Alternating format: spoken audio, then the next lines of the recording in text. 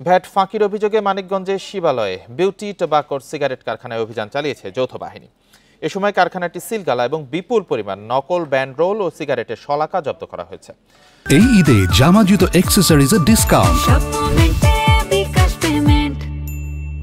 মঙ্গলবার উপজেলার নতুন পাড়ায় অবস্থিত কারখানায় নির্বাহী ম্যাজিস্ট্রেট সাথী দাসের নেতৃত্বে অভিযান চালায় যৌথ বাহিনী। কারখানাটির বিরুদ্ধে প্রায় ৩৪ লাখ টাকার ভ্যাট ফাঁকি দিয়ে সিগারেট তৈরি ও বাজারজাত করার অভিযোগ রয়েছে। এসব অভিযোগের সত্যতা পাওয়ায় এবং নকল ব্যান্ডরোল ও সিগারেটের শলাকা তৈরির দায়ে কারখানাটি সিলগালা করে দেওয়া হয়। অভিযানে ভ্যাট, কাস্টমস ও পরিবেশ অধিদপ্তরের কর্মকর্তারা উপস্থিত ছিলেন। যে কোম্পানিটা তারা তাদের যে ব্যান্ডরোল থাকার কথা সরকার নির্ধারিত সেটা হচ্ছে নকল। তো যেহেতু আমরা নকল পেয়েছি সেক্ষেত্রে তাহলে রাজস্ব ফাঁকি দেওয়া হচ্ছে, আনুমানিক ৩৪ লাখ টাকার মতো রাজস্ব ফাঁকি হতে পারে।